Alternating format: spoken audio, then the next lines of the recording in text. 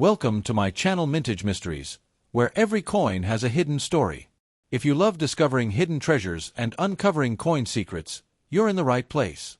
We're on a quest to solve the puzzles behind the world's most fascinating coins. From rare errors to legendary rarities, let's dive into the mysteries of numismatics. The 2009 Canadian cent is one of the last examples of a coin that had been part of Canadian daily life for over a century and a half. Its long history begins in the mid-19th century, when Canada was still developing its own identity and monetary system. In 1858, the province of Canada issued its first official 1-cent coins. These early pennies were large, almost the size of modern 50-cent pieces, and they were made entirely of copper. Because copper was relatively inexpensive at that time and abundant in British-controlled markets, it was the natural choice for small-denomination coins. The large size helped them stand out and gave them a strong presence in commerce at a time when coinage was still unfamiliar to many settlers. After the Confederation of 1867, Canada began developing a more stable national currency system. The penny continued to be produced, but the government gradually reduced its size and weight to better suit circulation and reduce minting costs. By the late 19th and early 20th centuries, the cent had become smaller, lighter, and more practical. During these decades, Canadian coinage underwent a series of design and production changes that reflected both technological progress and national identity. In 1937, a major redesign of Canadian coins took place to modernize the entire series following the accession of King George VI. As part of this redesign, the penny received the image that would define it for the next 75 years, two maple leaves sprouting from a small twig. The artist responsible for this design was G. E. Kruger Gray, a British sculptor known for his elegant, naturalistic style. The maple leaf had already been a national symbol since the 19th century, but the refined, symmetrical version used on the penny came to represent Canada's connection to nature, its forests, and its growing sense of independence. This design was simple, clear, and instantly recognizable, making it suitable for millions of tiny coins produced every year. In the decades after World War II, the manufacturing of the penny underwent several material changes. Rising metal prices, economic shifts, and industrial advancements all played a role. For many years, pennies were made from bronze, an alloy consisting mostly of copper mixed with tin and zinc. Bronze gave the penny a warm, rich color and good durability. However, by the late 20th century, the price of copper increased sharply due to global demand, industrial expansion, and fluctuations in commodity markets. The cost of producing a penny approached, and eventually surpassed, the penny's own face value. By the 1990s, the Royal Canadian Mint began looking for more cost-effective materials. In 1997, the cent changed from bronze to copper-plated zinc. This new structure placed a thin coating of copper over a zinc core, reducing the amount of copper needed while preserving the coin's traditional color. Still, zinc prices were not stable either, and by the late 1990s the mint had developed an even more efficient technique. Beginning in the year 2000, most Canadian cents were made using multiply plated steel. This manufacturing method involved layering very thin coatings of metals over a cheaper, stronger steel core. For the 2009 penny, the core was primarily steel, chosen for its low cost, strength, and magnetic properties. Over this core was applied a thin layer of nickel, which helped the copper adhere more effectively and added durability. Finally, the outer surface was plated with copper, creating the familiar reddish-orange appearance of the traditional penny. Although the coin looked similar to earlier versions, it behaved differently.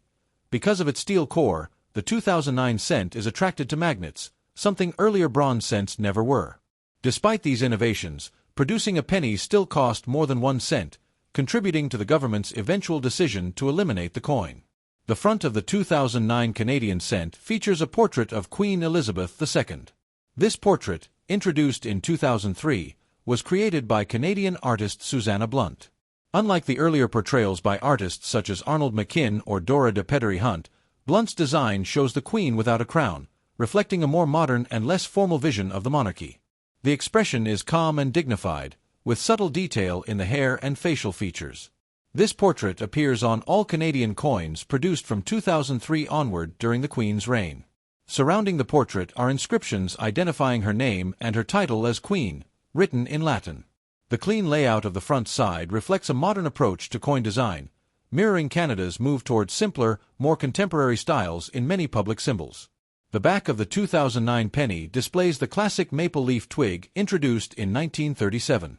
The design shows two maple leaves, one larger and one slightly smaller, both sharply detailed with visible veins and pointed edges.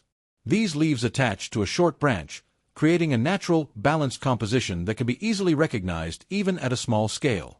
Beneath the leaves appears the denomination of 1 cent, along with the word Canada and the year 2009. On many 2009 cents, a small mint mark may appear, indicating the use of multiply plating technology developed by the Royal Canadian Mint. The maple leaf design is one of the longest-running coin images in Canadian history, symbolizing unity, natural beauty, and national pride. The 2009 cent holds special significance because it was minted only a few years before the penny was officially discontinued. By the late 2000s, studies showed that pennies were no longer practical for everyday use. Canadians often left them at home, stores spent time counting and sorting them, and the government spent millions each year producing a coin that had lost purchasing power. In 2012, the Canadian government announced the end of penny production, and by 2013 the coin was withdrawn from circulation, although it remained legal tender. Today, the 2009 Canadian cent represents the final period of a long and evolving tradition.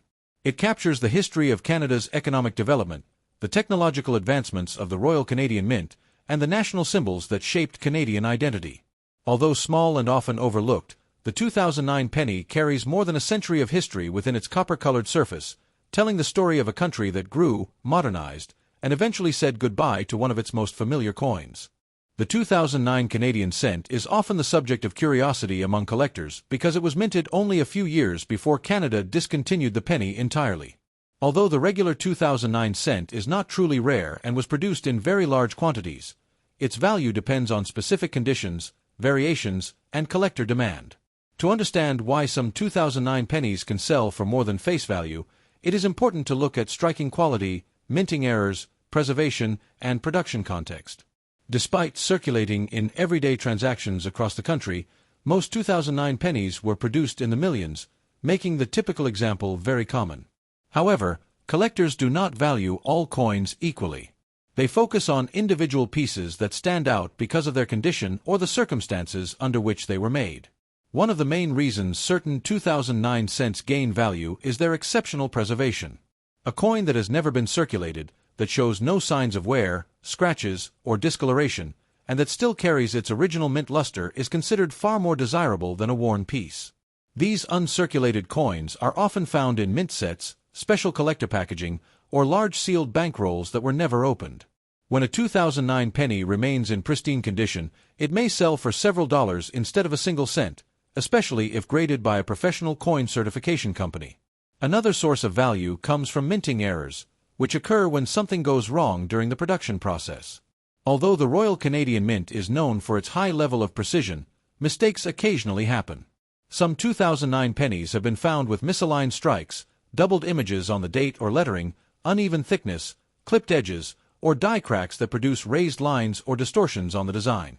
These error coins can be worth significantly more, depending on the type of mistake and how dramatic it appears.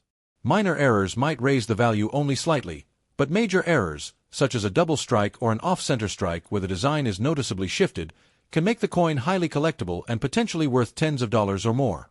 Another factor that influences value is the presence or absence of mint marks. Some 2009 pennies carry a tiny letter above the maple leaf design indicating the use of multiply plating technology. Others do not. While neither version is rare, certain collectors seek specific varieties to complete their sets.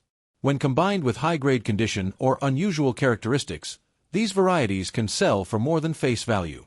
Similarly, 2009 pennies that come from official collector sets issued by the Royal Canadian Mint tend to be struck with greater pressure and care, giving them stronger details and smoother surfaces.